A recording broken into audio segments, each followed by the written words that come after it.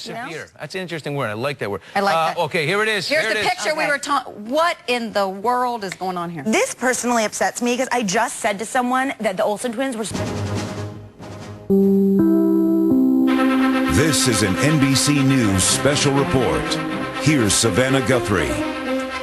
Good day. At this hour, we await a statement from the White House briefing room from President Obama, who spoke earlier today with the Iraqi Prime Minister Nouri al-Maliki and told him U.S. troops will leave Iraq at the end of this year, ending some speculation that some remaining troop presence would stay beyond that deadline. Let's get right to the White House. NBC's chief White House correspondent Chuck Todd is standing by. Chuck, what can you tell us? Well, look, let me pick up on that last point you just mentioned, Savannah, and that's what happened here is they couldn't work out an agreement inside the Iraqi government. They couldn't work out an agreement on exactly what conditions it would be that U.S. troops would stay under, what they would do if they were there. Admiral Mike Mullen, right before he officially retired, visited Iraq and told the Iraqi government, you've got to make a decision on this. They couldn't come to an agreement, and so today the president had this video conference with Prime Minister Maliki, and they agreed jointly this is the best way forward. And let's remember, this was an agreement to pull all troops out by the end of 2011 that was originally signed and agreed to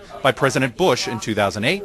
And of course, this has been the timeline that President Obama has said he would stay on, and that's what he's going to announce today. And Chuck, let me quickly turn to Richard Engel, who's with us here in New York. Both sides portraying this as a positive development politically, both leaders happy to have this clean break, as it were.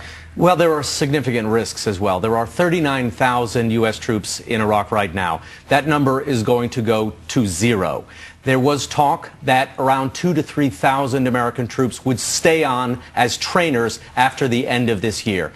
What we're going to hear now is that those troops will not be staying on. That means there's no presence, no American training wheels on the Iraqi military anymore. All right, and Richard Engel here is the President of the United States. Good afternoon, everybody. As a candidate for president, I pledge to bring the war in Iraq to a responsible end for the sake of our national security and to strengthen American leadership around the world. After taking office, I announced a new strategy that would end our combat mission in Iraq and remove all of our troops by the end of 2011.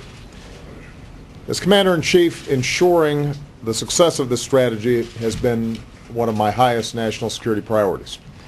Last year, I announced the end to our combat mission in Iraq, and to date we've removed more than 100,000 troops. Iraqis have taken full responsibility for their country's security. A few hours ago, I spoke with Iraqi Prime Minister Maliki. I reaffirmed that the United States keeps its commitments. He spoke of the determination of the Iraqi people to forge their own future. We are in full agreement about how to move forward. So, today, I can report that, as promised, the rest of our troops in Iraq will come home by the end of the year. After nearly 9 years, America's war in Iraq will be over. Over the next 2 months, our troops in Iraq, tens of thousands of them, will pack up their gear and board convoys for the journey home. The last American soldier will cross the border out of Iraq with their heads held high, proud of their success, and knowing that the American people stand united in our support for our troops. That is how America's military efforts in Iraq will end. But even as we mark this important milestone, we're also moving into a new phase in the relationship between the United States and Iraq. As of January 1st, and in keeping with our strategic framework agreement with Iraq, it will be a normal relationship between sovereign nations, an equal partnership based on mutual interests and mutual respect. In today's conversation, Prime Minister Maliki and I agreed that a meeting of the Higher Coordinating Committee of the Strategic Framework Agreement will convene in the coming weeks. And I invited the Prime Minister to come to the White House in December as we plan for all the important work that we have to do together. This will be a strong and enduring partnership. With our diplomats and civilian advisors in the lead, we'll help Iraqis strengthen institutions that are just, representative, and accountable. We'll build new ties of trade and of commerce, culture, and education that unleash the potential of the Iraqi people. will partner with an Iraq that contributes to regional security and peace, just as we insist that other nations respect Iraq's sovereignty. As I told Prime Minister Maliki, we will continue discussions on how we might help Iraq train and equip its forces, again, just as we offer training and assistance to countries around the world. After all, there will be some difficult days ahead for Iraq, and the United States will continue to have an interest in an Iraq that is stable, secure, and self-reliant. Americans who have served in Iraq will honor our many wounded warriors and the nearly 4,500 American patriots and their Iraqi and coalition partners who gave their lives to this effort. And finally, I would note that the end of war in Iraq reflects a larger transition. The tide of war is receding. The drawdown in Iraq allowed us to refocus our fight against al-Qaeda and achieve major victories against its leadership, including Osama bin Laden. Now, even as we remove our last troops from Iraq, we're beginning to bring our troops home from Afghanistan, where we've begun a transition to Afghan security in leadership. When I took office, roughly 180,000 troops were deployed in both these wars, and by the end of this year, that number will be cut in half. And make no mistake, it will continue to go down. Meanwhile, yesterday marked the definitive end of the Gaddafi regime in Libya. And there, too, our military played a critical role in shaping a situation on the ground in which the Libyan people can build their own future. Today, NATO is working to bring this successful mission to a close. So to sum up, the United States is moving forward from a position of strength. The long war in Iraq will come to an end by the end of this year. The transition in Afghanistan is moving forward, and our troops are finally coming home. As they do, fewer deployments and more time training will help keep our military the very best in the world. And as we welcome home our newest veterans, we'll never stop working to give them and their families the care, the benefits, and the opportunities that they have earned. This includes enlisting our veterans in the greatest challenge that we now face as a nation, creating opportunity and jobs in this country. Because after a decade of war, the nation that we need to build, and the nation that we will build, is our own. An America that sees its economic strength restored, just as we've restored our leadership around the globe. Thank you very much. What about Iran, sir? Are you worried about Iran? President Barack Obama in the White House briefing room this afternoon announcing that the U.S.'s long war in Iraq is over. All troops will be out of that country by December 2011.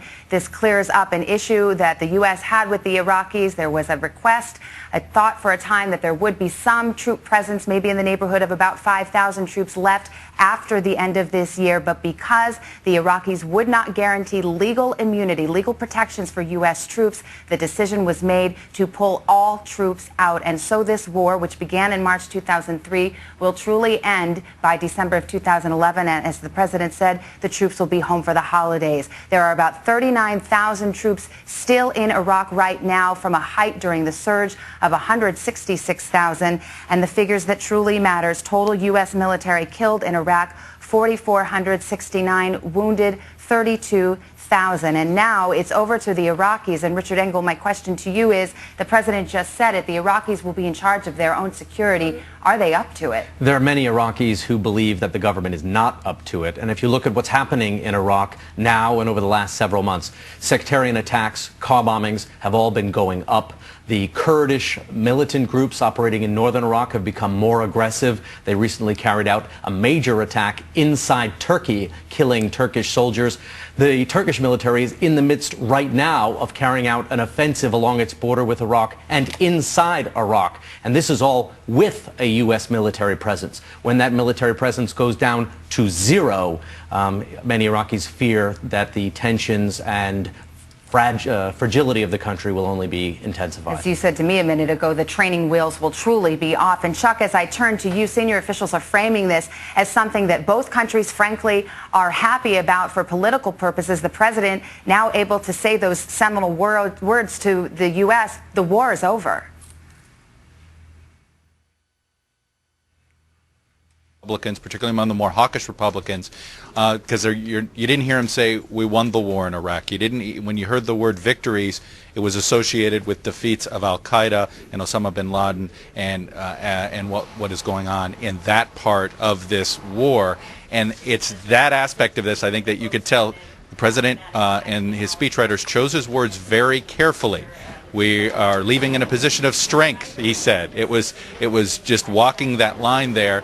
And frankly, that's been the way the American public reacts to the Iraq war itself. It's always been something that you see the conflict, frankly, in public opinion. And of course, there will be some small troop presence in association with the embassy that will remain in Iraq. And senior officials explain they're hoping there will be a strong military-to-military relationship where the U.S.